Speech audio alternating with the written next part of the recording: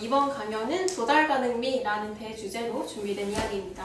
자신의 경험을 통해서 Brave, Not Fearless라는 제목으로 전하고 싶은 메시지를 전달하겠다고 하십니다. 강서연 명사님을 큰 박수로 맞이해주세요. 네, 저는 Brave, Not Fearless라는 제목으로 발표를 하게 된 전달 24쪽기 기획팀의 강서연입니다. 사실 발표를 듣다 보니까 약간 변진님의 주제랑 조금 제 메시지랑 겹치는 부분이 있긴 하더라고요. 아무튼 그런데 이 제목의 의미는 이따 마지막에 알게 되실 거고요. 일단 저도 두려움에 관한 이야기를 좀 하고 싶은데, 사실 두려움이라고 하게 되면 되게 종류가 다양하잖아요. 이것처럼 약간 뭐 귀신을 무서워하는 그런 두려움이 있을 수도 있고, 뭐 놀이기구를 잘 타는 거, 그리고 뭐 발표를 무서워하는 거, 이런 다양한 두려움들이 있는데, 사실 저는 공포영화도 잘 보는 편이고 놀이기구도 잘 타고 발표도 딱히 뭐 긴장을 하거나 그런 성격은 아니에요. 그래서 저의 추구미는 두려움이 없는 그런 사람인데, 그래서 이런 거 다 안 무서워하면은 이미 추구미에 도달한 게 아니냐라고 생각을 하실 수도 있는데, 제가 이제 딱 채우지 못한 마지막 그 10%의 두려움이 있는데, 그게 바로 스스로에 대한 두려움입니다. 이거를 아직까지 극복을 하지 못해서 한 90% 정도 도달한 그런 상태에 있는데요. 그래서 그런 스스로에 대한 두려움에 대한 에피소드가 몇 가지가 있어요. 이렇게 추려봤는데, 일단 2021년 고3 때 대입을 할 때인데, 제가 고등학교 3년 내내 이제 대입을 준비를 하잖아요. 특히 저는 학종으로 준비를 했어서 그 약간 3년 내내 똑같은 진로로 준비를 하려고 되게 노력을 많이 했거든요. 그래서 그때 제가 소프트웨어 학과를 목표로 준비를 했었어요. 그리고 합격을 했어요. 합격을 했는데 이제 하나만 합격한 게 아니라 여러 개들 중에 이제 선택을 하는 그런 기로에 있었는데, 사실 대입을 준비하면 자기랑 비슷한 진로의 친구들이랑 많이 만나게 되잖아요. 근데 제가 봤을 때 그 소프트웨어 학과를 같이 준비했던 친구들 중에 제가 제일 못하는 것 같은 거예요. 그래서 뭔가 내가 이 과에 갔을 때 잘 해낼 수 있을까라는 두려움이 너무 커가지고 3년 내내 준비를 했지만 결국 등록을 포기하고 다른 학과에 등록을 했어요. 그래서 이랬던 에피소드가 있고, 이제 두 번째는 2023년인데, 그래서 그렇게 다른 학과에 등록을 했지만 제가 이제 학부제로 입학을 해서 2학년 때 전공 선택을 하는 그런 시기였는데, 이때 제가 선택할 수 있는 전공 중에 또 인공지능 학과가 있었어요. 그래서 어떻게 보면 소프트웨어 학과랑 비슷한 계열이죠. 그래서 만약에 거기를 갔으면 다시 그 꿈을 꿨을 수도 있겠지만, 이때도 같은 학부 친구들 중에 약간 코딩 고인물 친구들이 너무 많았어요. 그래서 다시 한번 내가 인공지능 학과로 전공을 선택을 하면은 이 친구들 사이에서 살아남을 수 있을까? 라고 생각을 했고, 결국 또 그게 무서워서 인공지능 학과 말고 지금의 컬처 앤 테크놀로지라는 다른 전공을 또 선택을 하게 됩니다. 그리고 현재까지도 계속해서 좀 뭔가 어느 분야를 가던 간에 나보다 잘하는 사람이 있으면은 나는 못해 하고 포기하게 되는 경향이 좀 많은 것 같아요. 네. 그래서 이번 강연을 준비하면서 저도 스스로에게 좀 질문을 던져봤는데, 이러한 두려움을 과연 사라지게 할 수 있을까? 근데 제가 생각했을 때 이 질문에 대한 답은 노였어요. 이게 그냥 나는 이제 안 무서워해야지 하고 생각을 했다고 해서 두려움이 뿅 하고 사라지는 게 아니잖아요. 그래서 저는 몇 가지 에피소드를 떠올려 봤는데, 제가 두려움이 있었음에도 시도했던 순간들이 있긴 있었더라고요. 그 예시로 제가 두 가지를 들고 왔는데, 첫 번째는 제가 운전을 정말 무서워했어요.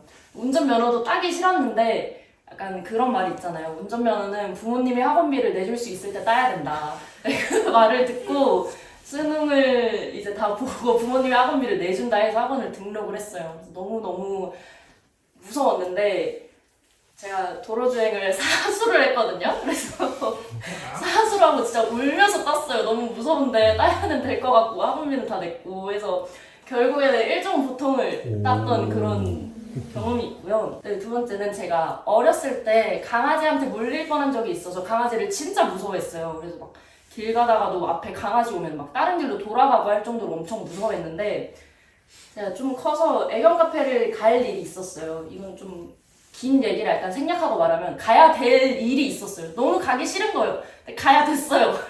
그래서 갔는데 처음에는 처음에는 진짜 혼자 이렇게 구석에 있고 이랬는데 어쨌든 계속 있다 보니까 이렇게 뭐 만지고 교감하고 먹이 주고 하다 보니까 또 되더라고요, 그게. 그래서 이때 이 경험을 기점으로 이제는 강아지를 짖으면 좀 무섭긴 한데 그래도 예전에 비하면은 강아지를 이제 안 무서워하게 됐던 그런 경험이 있습니다. 네. 그래서 아까 제목의 의미를 조금 설명을 해드리자면 브레이브랑 피어레스라는 두 단어가 있는데 사실 똑같은 말인 것처럼 보이잖아요. 용감한 거랑 겁이 없는 거랑. 근데 저는 다르다고 조금 해봤는데 왜냐면 피어레스는 말 그대로 겁이 적은, 그러니까 두려움이 없는 그런 상태인 거고 근데 저는 두려움이 없지는 못했어요. 두려움이 있었는데도 한 거죠. 그래서 그게 브레이브라고 생각을 해요. 그래서 저는 너무 피어리스가 되려고 막 이렇게 아등바등 뭔가 그 없어지기만을 기다리는 게 아니라 있음에도 불구하고 브레이브하게 도전을 해보자 라는 메시지를 전하고 싶습니다. 이상입니다.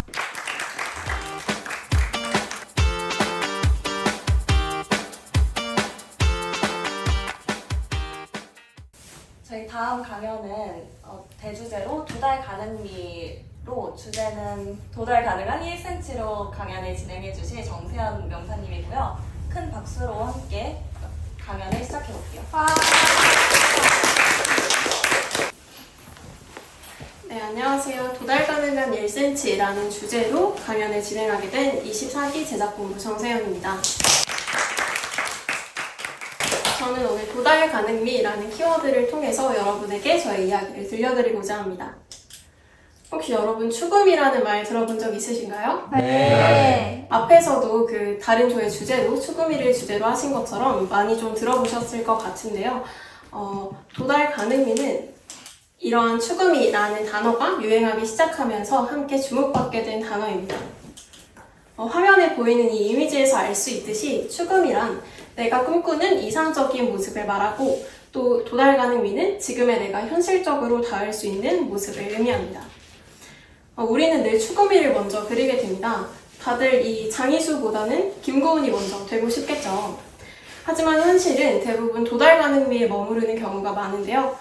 이러한 추구미는 이렇게 외적인 모습뿐만 아니라 삶의 태도, 가치관, 이런 내면에서도 역시 마찬가지로 적용될 수 있다고 생각합니다.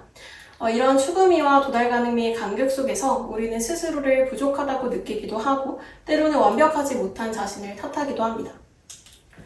저도 마찬가지로 추구미와 도달 가능미의 간극을 경험한 적이 있는데요. 지금부터 2가지 에피소드를 들려드리도록 하겠습니다. 먼저 발표 상황에서의 저의 추구미와 도달 가능미입니다. 저는 사범대라는 학과 특성상 발표나 수업 시연을 해야 하는 상황들이 조금 많은데요. 프로페셔널하고 전달력이 높은 일타 강사의 수업과 같은 발표가 저의 추구미이지만 현실은 다소 딱딱하고 조금 경직되어 있는 그런 모습으로 발표를 하는 것이 저의 도달 가능미입니다. 또 다른 상황은 자취라이프에서의 추구미인데요. 작년에 첫 자취를 시작하게 됐을 때 6시 기상 후 아침 러닝, 건강한 식사 해먹기 이런 굉장히 완벽한 아침 루틴과 생활 계획을 세웠었는데요. 그렇지만 현실은 10시간 수면, 배달의 민족 단골과 같은 그런 도달 가능미를 얻게 되었습니다. 여기 보이는 사진이 정말 저희 자취했을 때의 모습과 조금 유사한 것 같습니다. 이렇게 저는 여러 상황에서의 추구미와 도달 가능미 사이의 간극을 경험했었는데요. 발표 상황에서는 왜 나는 저렇게 좀 멋있고 유연하게 발표하지 못할까 라는 아쉬움이 남기도 했었고 자취 생활에서는 나는 왜 이렇게 의지가 약할까? 왜 나는 항상 먹고 누울까? 이런 생각이 좀 들기도 했습니다. 그런데 어느 순간 이런 생각이 들었습니다. 도달 가능미는 정말 이 정도밖에 안 되는 부족한 나를 의미하는 걸까? 저는 도달 가능미를 조금 다르게 바라보기 시작했습니다. 도달 가능미는 단순히 목표를 이루지 못해 실패한 나가 아니라 어제보다 더 나은 선택을 할 수 있는 나라고 말입니다. 항상 완벽한 발표를 해내는 것은 아니었지만 발표 전에 여러 번의 시뮬레이션과 연습을 반복했습니다. 또 제가 유연하게 발표해야 하는 포인트들을 체크하면서 너무 발표가 경직되게 이루어지지 않도록 신경 쓰면서 이전보다 더 나은 발표를 만들기 위해서 노력했습니다. 그 결과 대학연합학술교류회 PT에서 발표 MVP상을 수상하기도 했습니다. 자취라이프에서도 마찬가지였습니다. 처음부터 완벽한 루틴을 지키지는 못했지만 배달 횟수를 제한하는 규칙을 스스로 만들고 직접 장을 보면서 건강한 식사를 실천하고자 노력했습니다. 그 결과 조금씩 배달 음식을 줄이고 하루에 매일 한 끼씩은 클린한 음식을 먹으려고 노력하면서 실제로 컨디션도 많이 좋아지고 식비 지출도 많이 줄일 수 있었습니다. 이런 경험들을 돌이켜보니까 저는 완벽하지는 않지만 제 스스로의 도달 가능미를 조금씩 천천히 끌어올리면서 꾸준히 성장해왔다는 것을 깨닫게 되었습니다. 이 경험을 통해 저는 도달 가능미를 추구미에 다다르지 못한 실패의 모습으로 바라보기보다 성장의 작은 단위로 해석하기로 했습니다. 처음부터 완벽한 완성형 인간은 존재할 수 없기 때문에 우리가 그리는 추구미 역시 한 번 도달하면 끝나는 목표가 아니라 계속해서 높아지고 성장에 따라서 달라지는 기준이라고 생각합니다. 그래서 성장이란 어떠한 극적인 도약이 아니라 도달 가능미를 반복적으로 끌어올리는 과정이라고 생각합니다. 그래서 저는 이러한 메시지를 전달하고 싶은데요. 완벽을 위해 조급해지기보다 오늘 도달할 수 있는 1cm를 선택하자. 그 1cm가 조금씩 쌓이다 보면 어느 순간 우리는 예전에 그리던 추구미에 조금 더 가까워져 있을지도 모릅니다. 여러분이 오늘 도달할 수 있는 1cm는 무엇인가요? 지금까지 경청해주셔서 감사합니다.